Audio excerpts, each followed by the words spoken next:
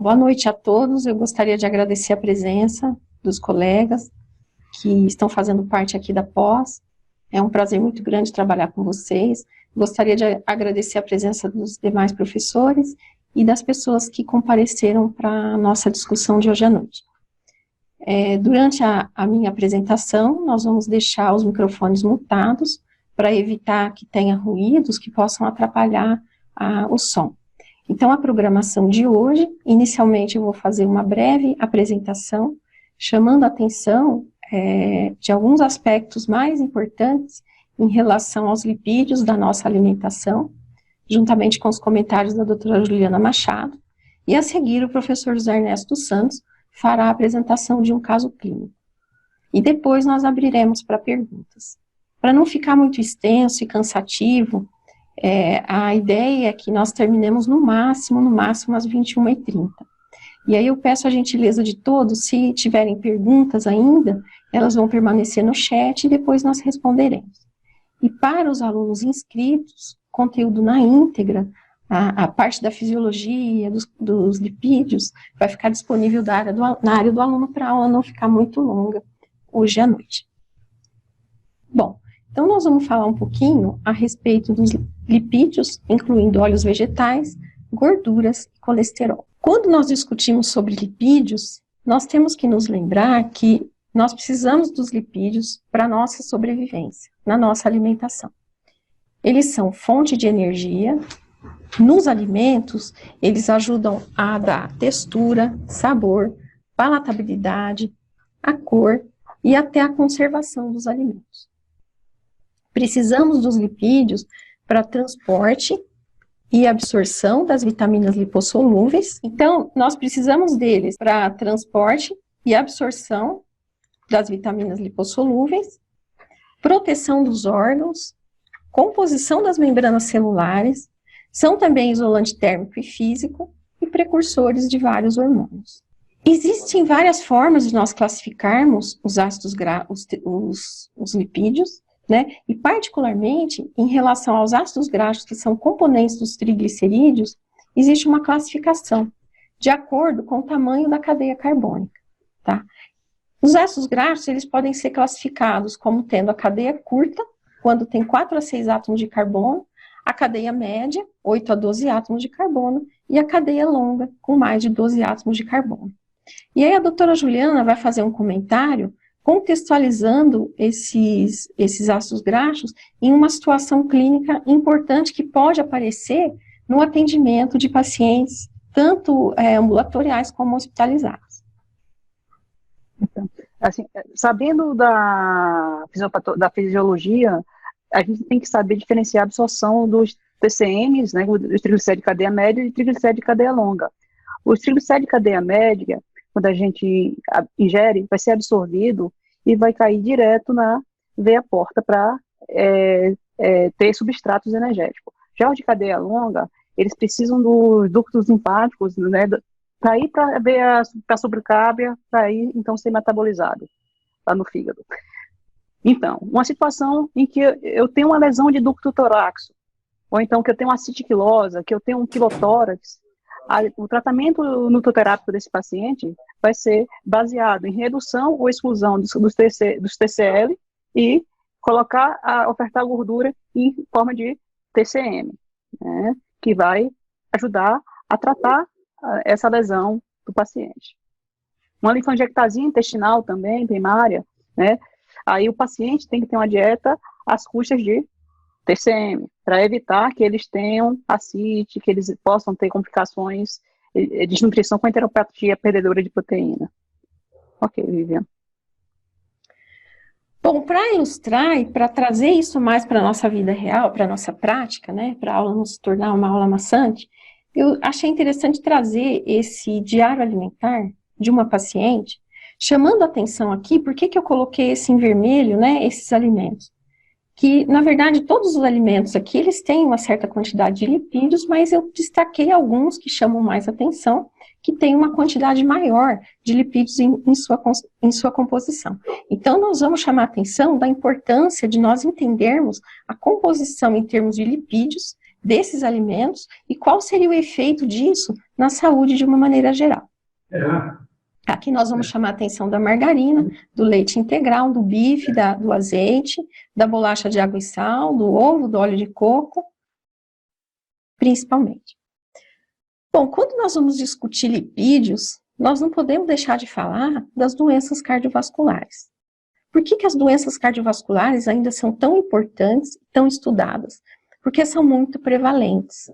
Então, esse artigo que foi publicado no Lancet no ano de 2019, ele traz a incidência da doença, né, estratificada, a incidência das doenças cardiovasculares nos países de renda mais elevada, renda média e renda baixa. Eles encaixam o Brasil aqui nos países de renda média. Então, nós observamos aqui que as doenças cardiovasculares em todos esses 3 países, elas ainda são extremamente prevalentes. Se nós olharmos a mortalidade, separando aqui de uma maneira geral, a mortalidade geral, e a mortalidade separando pela renda dos países. O Brasil está aqui, no países de renda média. Então, nós observamos que as doenças cardiovasculares, elas ainda estão em primeiro lugar em relação à proporção de mortes, quer dizer, que ainda morre muita gente por causa das doenças cardiovasculares. E o que tem a ver a doença cardiovascular, a saúde cardiovascular, com os lipídios? Isso tem sido discutido durante muito tempo, né, tem sido tema de muita controvérsia, mas o que os estudos mostram, por exemplo, essas 2 meta-análises aqui, mostraram que se nós fizermos a substituição na alimentação dos lipídios saturados por lipídios poli ou monoinsaturados, vai ocorrer uma redução de 18% nos eventos cardiovasculares, e vai ocorrer também uma redução da mortalidade. Em termos dos ácidos graxos, então, lembrando que o triglicerídeo é uma molécula formada por um glicerol, onde se ligam 3 ácidos graxos. Dentre esses ácidos graxos, nós temos, então, os saturados, os mono e os poliinsaturados. Dentre os saturados, existem evidências de que o ácido láurico é o que mais aumenta o LDL colesterol, seguido do ácido mirístico e do palmítico. Os ácidos graxos trans, também está comprovado que a ingestão deles está associada com doença arterial coronariana e com mortes. Então, mais para frente, nós vamos falar um pouquinho mais a respeito deles. Qual seria o mecanismo pelo qual o ácido graxo trans é prejudicial? Então, segundo a literatura, segundo esses trabalhos, eles aumentam a concentração plasmática dos triglicerídeos, do LDL colesterol, daquela partícula do LDL colesterol que é densa e pequena, que é mais aterogênica, e eles reduzem o HDL colesterol. Por outro lado, o ácido graxo poliinsaturado, quer dizer, aquele que tem mais de uma dupla ligação, ele aumenta a expressão do receptor do LDL colesterol e aumenta a fluidez da membrana celular.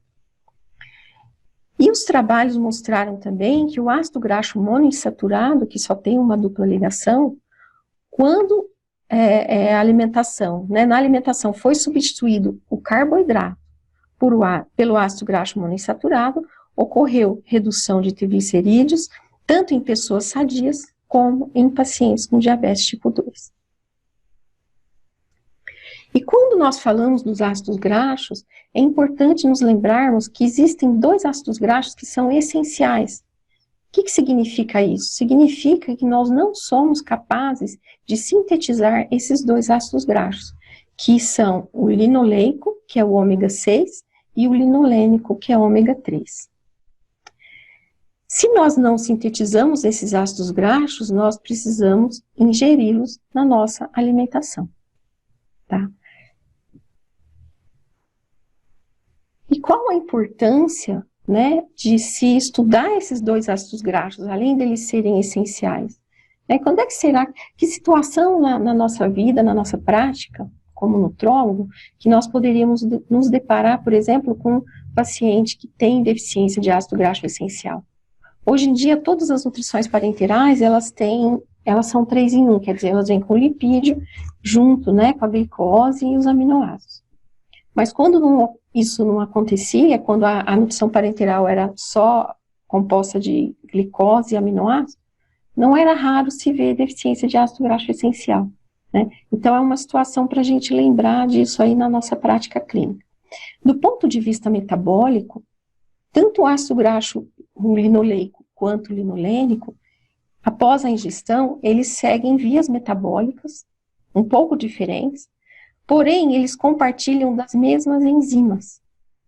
Os ácidos graxos ômega 3, eles dão origem ao ácido araquidônico, que é precursor das prostaglandinas 2 e leucotrienos, que daqui a pouco nós vamos ver que são substâncias pró-inflamatórias, pró-aterogênicas. Por outro lado, o ômega 3, quando metabolizado, ele leva à síntese de outras substâncias que têm mais o perfil anti-inflamatório.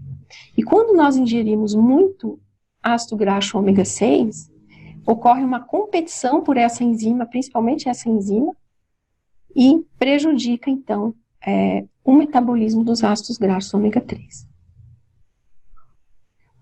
Então, aqui chamando a atenção de que o ácido araquidônico, que é um intermediário lá no metabolismo do ômega 6, ele vai dar origem aos eicosanoides que são biologicamente ativos, que predispõem à formação de trombos, de ateromas, de desordens inflamatórias e proliferação de células.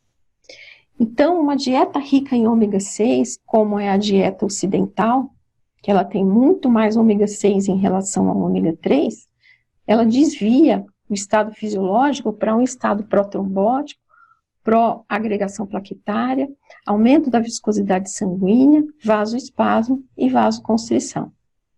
E é o que nós falamos anteriormente. Então, ocorre uma competição entre o ômega 6 e o ômega 3 por aquelas enzimas. Além disso, os ácidos graxos trans, eles interferem com a dessaturação e elongação, tanto do ácido graxo ômega 6 quanto do ácido graxo ômega 3. Agora a doutora Juliana vai fazer um comentário, também trazendo mais para a prática, isso que nós estamos discutindo com vocês. Assim, a doutora Viviane já falou de nutrição parenteral, assim, que antes a gente tinha soluções 2 em 1, soluções 3 em 1. 3 em 1 é acrescentando a solução à emulsão lipídica. A primeira geração de lipídios era uma emulsão exclusivamente de óleo de soja, que como doutora, que é rica em TCL, né? Então, e ômega 6 sendo inflamatório. Depois foram surgindo no mercado, soluções contendo TCL, TCM, na década de 80, e, posteriormente, na década de 90, soluções com misturas, né, contendo ômega 3, óleo de oliva. E qual é a grande, digamos assim, vantagem e desvantagem dessas soluções, né? Hoje, né, sabe-se que as primeiras emulsões lipídicas, elas poderiam levar a piorar a doença hepática relacionada à parenteral, a colestase da parenteral, também tem a ver com a parte de imunidade. Então, pode passar, Vivian?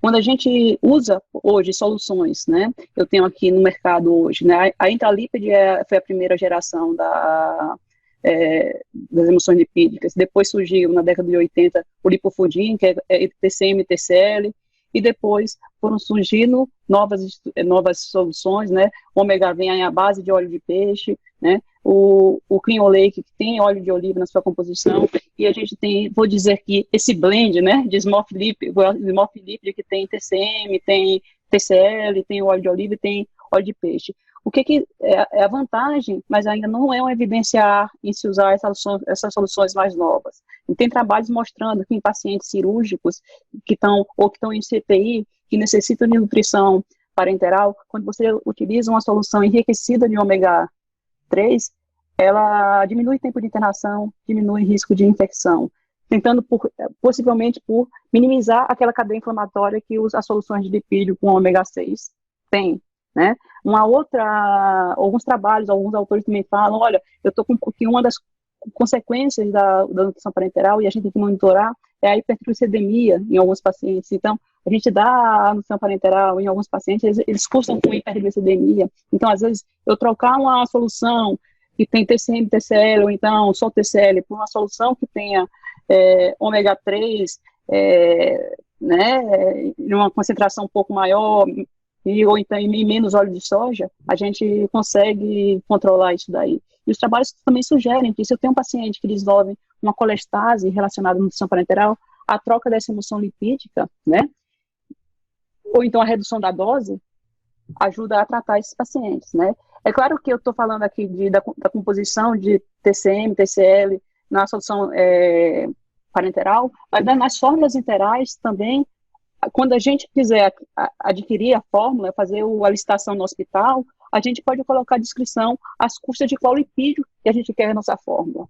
Porque tem alguns trabalhos sugerindo também que você usar uma fórmula interal que tenha óleo de peixe em pacientes politraumatizados traz algum benefício. Então, assim, eu tenho que colocar isso no descritivo quando eu for fazer o pedido de compra. E tem no mercado, a gente falou da linfangectasia intestinal. Eu tenho fórmulas no mercado prontas para uso que são 80% à base de TCM. Então, às vezes, eu poderia, um paciente que eu não estou conseguindo comer por boca por causa da palatabilidade, dessa troca de gordura, eu estou colocando uma sonda, às vezes eu estou postergando o uso de uma nutrição parenteral e tratando aquela acitiquilose com a dieta interal rica em TCM. Ok, Lívia. Bom, então voltando para a alimentação da nossa paciente, eu vou chamar atenção em relação a alguns nutrientes. Por quê? Porque na nossa prática é muito comum, né, os pacientes chegarem pedindo uma orientação de como se alimentar. Às vezes o paciente geralmente é obeso, diabético, né, hipertenso. Então vamos chamar atenção dos alimentos que mais comumente, vamos dizer assim, eles trazem, que popularmente a nossa população consome bastante, né. Bom, aí depois o Dr. Zé Ernesto vai dar aula, né, mas eu vou jogar essa pergunta aqui, né. Em relação à margarina, o que nós podemos orientar a nossa paciente? Né? É melhor comer margarina ou comer manteiga? Bom, eu vou mostrar depois o que falam as diretrizes, mas o que a gente tem que orientar é ensinar o paciente a ler o rótulo do alimento que ele está comprando. Né? Então, é um alimento industrializado. E nós sabemos que no rótulo do alimento, na lista de ingredientes, eles aparecem em ordem decrescente. Então, essa margarina específica, eu peguei isso aí de uma margarina de uma marca X, né? Então, nos ingredientes vem primeiro óleo de soja, a água e a gordura vegetal. Né? Eu não sei se essa gordura vegetal é hidrogenada ou não é hidrogenada, tá?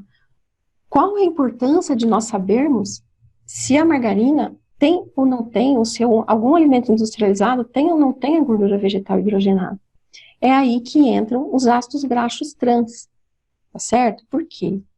A indústria, ela faz aquele processo de hidrogenação do óleo vegetal, quebra as ligações duplas insaturadas, satura a cadeia de carbono. Só que algumas ligações duplas, elas não são quebradas, mas elas sofrem uma transformação espacial, se transformando então na gordura trans, né? Então, se o alimento tem gordura vegetal hidrogenada, significa que ele deve ter gordura trans, tá certo? Então, ensinar para o paciente. E tem um truque que o professor Sérgio Marchini sempre ensinou a gente, é o seguinte: pega a margarina, derrete. Quando a gente aquece, ela fica líquida. Na hora que ela esfriar, se ela continuar líquida, significa que ela é mais rica em óleo vegetal. Se ela se solidificar, significa que ela é rica em gordura saturada, tá? Então, em relação à margarina, existe realmente muita discussão, né? E que se orienta, no final das contas, né? É comer e ingerir com moderação, não ingerir exagero, né? Vocês lembram que a nossa paciente, ela tomava leite integral. Qual a composição do leite integral em termos de ácidos graxos, que nós estamos falando hoje de lipídio? Então, esse trabalho, que foi uma tese que foi feita em 2006, né, eles mediram a concentração dos ácidos graxos saturados, e poliinsaturados e monoinsaturados, do leite de vaca, in natura e pasteurizado. Então, aqui apenas para ilustrar, quer dizer, na hora que nós estamos conversando com o paciente e nós estamos analisando o que ele come, né, é importante nós olharmos o que ele está comendo em termos de nutriente. Né, não é o leite em si, mas é o nutriente que esse leite vai fornecer. Então, aqui nós temos a composição em ácidos graxos saturados, né, eu chamo a atenção aqui que tem uma porcentagem maior aqui do ácido palmítico, né, e do ácido esteárico. E também o leite possui ácidos graxos monoinsaturados, né, e poliinsaturados. E o bife que a nossa paciente ingere, o que será que ela está ingerindo em termos de gordura, né? Então, aqui, esse gráfico, que foi retirado dessas diretrizes sobre o consumo de gorduras e saúde cardiovascular, nos mostra a quantidade em miligramas, por 100 gramas de alimento, de gordura saturada e colesterol. No contrafilé, grelhado, aqui tem o cru e tem o grelhado, com e sem gordura, que é o caso da nossa paciente, né? Lá não está especificado se ela tirava gordura ou não tirava, é uma outra informação que nós precisaremos saber. Mas aqui tem, então, a quantidade de gordura saturada e de colesterol que ela vai ingerir se ela comer um bife de em torno de 100 gramas de contrafilé, tá? E aqui, de uma maneira geral, né, uma média da quantidade, da porcentagem do teor, né, em porcentagem dos diferentes ácidos graxos na carne bovina, de uma maneira geral. Aqui, chamando a atenção de mais alimentos, né, então nós temos aqui o bucho cru, o fígado, então veja a quantidade enorme, né, que tem de colesterol aqui no fígado frito, né, o colesterol é gordura saturada, quer dizer, todos esses alimentos, eles são ricos em gordura saturada e em colesterol. Bom, e o azeite que a nossa paciente ingere? O azeite é um alimento bom, não é? Então, vamos pensar, qual a composição do azeite? Esse trabalho, ele avaliou, né, os teores de ácidos graxos presentes em azeites de oliva extra virgem, comercializados nesse vale aqui do Taquari. E aqui ele mostra, né, a quantidade que tem nas marcas A, B, C e D, né, de ácidos graxos monoinsaturados, poliinsaturados, ômega 3 e ômega 6. De uma maneira geral, nós podemos observar que a maior parte dos ácidos graxos do azeite, né, mais de 50% a 60%, são os ácidos graxos monoinsaturados. E qual a importância de se ingerir os ácidos graxos monoinsaturados, que no azeite, particularmente, é o ácido oleico, que está representado aqui, certo? Então, segundo essas diretrizes, segundo a literatura, né, a recomendação de se substituir os ácidos graxos saturados da dieta por ácidos graxos monoinsaturados deve ser recomendado para otimização e para otimizar a redução do LDL colesterol. Grau de recomendação 1, nível de evidência A. Substituir os ácidos graxos saturados da dieta por monoinsaturados pode ser recomendado para melhorar a sensibilidade à insulina. Também pode ser recomendado para melhorar o controle da pressão arterial. E substituir os ácidos graxos saturados por monoinsaturados, perfazendo até 15% da energia total, pode ser recomendado para reduzir o risco cardiovascular. Aí eu trouxe esse trabalho, que foi uma revisão sistemática, uma meta-análise, que avaliou, né, o efeito, né, da ingestão dos ácidos graxos monoinsaturados e do azeite de oliva na saúde das pessoas. Para resumir, o que se observou foi que a ingestão dos monoinsaturados, né, nesse monte de trabalho aqui, a relação entre ácido graxo, a razão entre ácido graxo monoinsaturado e saturado, a ingestão de azeite de oliva e especificamente do ácido oleico, né, todas foram importantes para a redução do risco da mortalidade cardiovascular. Então, os resultados desse trabalho, né, indicam uma redução da mortalidade de todas as causas de 11%, redução de 12% na mortalidade cardiovascular, 9% nos eventos cardiovasculares e 17% no AVC. Quando eles compararam quem ingeria mais monoinsaturado, azeite de oliva e ácido oleico. No entanto, eles falam que somente o óleo de oliva parece estar associado com a redução do risco. O óleo de oliva, além dos monoinsaturados, além do ácido oleico, ele possui também compostos fenólicos, tá? E isso parece que também contribui para o benefício deles na saúde. Bom, como nós estamos falando do azeite, né, eu achei interessante trazer também desse trabalho aqui, publicado em 2017, a porcentagem dos principais ácidos graxos encontrados em alguns óleos vegetais. Então, aqui mostrando o óleo de milho, o óleo de algodão, o óleo de soja, né? Então, por exemplo, o óleo de milho, ele tem quase 60% da composição de ácido graxo na forma do ômega 6, né? Uma quantidade menor aqui de ômega 9, que é o ácido oleico, né? E pouquinho ômega 3. O algodão, ele também tem em torno de 50% de ômega 6, tem um pouco de oleico, tem saturado também. O soja, ele tem pouquinho ômega 3, né? E o ômega 6 é a maior porcentagem. Aqui nós temos o canola, a chia, então chamando a atenção que a chia, ela tem 62% de ácido ômega 3, macadâmia tem menos ômega 3, certo? E a linhaça também é rica em ômega 3. E aqui a composição de uma maneira geral, quando nós comparamos os diferentes tipos de óleo, quantos por cento eles têm de mono, poli, insaturados e de ácidos graxos saturados. E o ovo?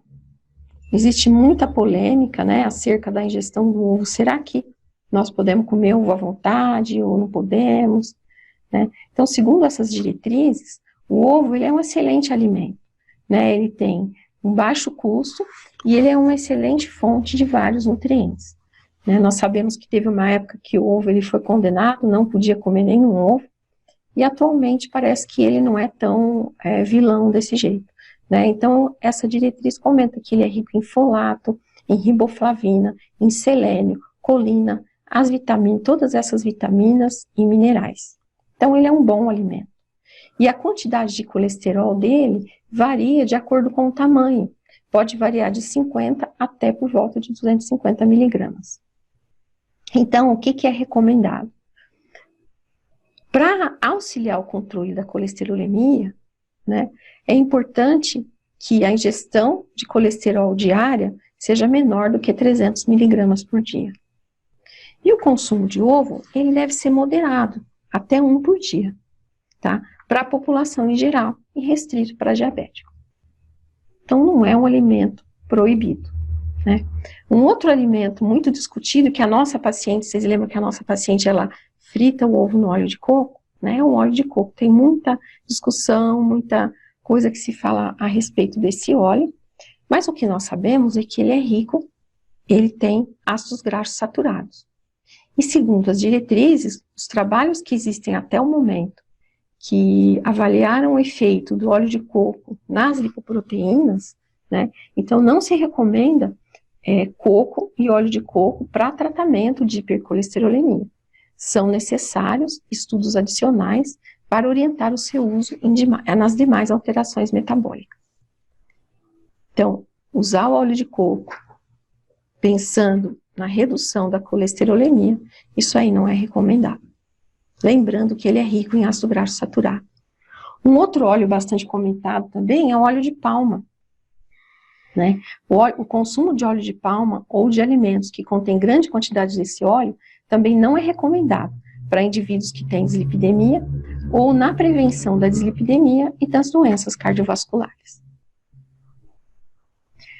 O último alimento que eu quero chamar a atenção é em relação à bolacha de água e sal que a nossa paciente consome. Né? Ela consome em torno de umas 10 bolachas de água e sal por dia. né? Então, se a gente olhar, ensinar o paciente a olhar a lista de ingredientes, o que que tem nessa bolacha? Eu peguei um exemplo de uma bolacha qualquer também. Farinha de trigo, açúcar, gordura vegetal de palma, xarope de glicose. Quer dizer, do que é composta essa bolacha? Carboidratos refinados, disacarídeo, né? Ela tem a glicose, ela tem glicose, que é o monossacarídeo, ela tem o açúcar, né? E tem esse óleo de palma que nós acabamos de ver que não é, vamos dizer assim, um óleo mais saudável que possa ter, né? Então, ensinar isso para os nossos pacientes. Né? Então, depois de tudo isso, né, nós concluímos, será que a nossa paciente se alimentava de maneira correta? Será que ela precisa de uma orientação? Então, apenas para fechar, vamos lembrar que quando a gente fala de lipídios, nós temos que pensar, trabalhando com o paciente, com a alimentação do paciente, quais são os alimentos fontes, para saber, quando ele fala para nós a alimentação habitual, né, quais alimentos que nós vamos nos preocupar, os tipos de lipídios, os triglicerídeos, que são compostos por ácidos graxos, e aí nós temos que pensar o grau de saturação desses ácidos graxos, o tamanho da cadeia carbônica, a doutora Juliana explicou a importância clínica numa situação da gente trabalhar com ácido graxo de cadeia média, e a configuração cis ou trans. A quantidade de colesterol dos alimentos, lembrando lá daquelas carnes que nós vimos, né? Isso aí, ao longo do curso, a gente vai discutir bastante, mas é importante recomendar mudanças individualizadas para cada paciente, né? Então, cada paciente ele tem que ser avaliado individualmente sempre, certo? Eu agradeço muito a atenção de todos e agora eu vou parar de compartilhar a tela e eu passo a palavra para o professor Zé Ernesto. Cumprimento a todos, boa noite. E a Vivian pediu para discutir com vocês um caso que os lipídios estivessem envolvidos basicamente na doença da paciente. Eu vou passar um caso para vocês, uma paciente que eu acompanho desde 1987, coloco à disposição de vocês para alguma pergunta que vocês tenham. Fiquem à vontade. Muito obrigada. Então agora estamos abertos aí para as perguntas.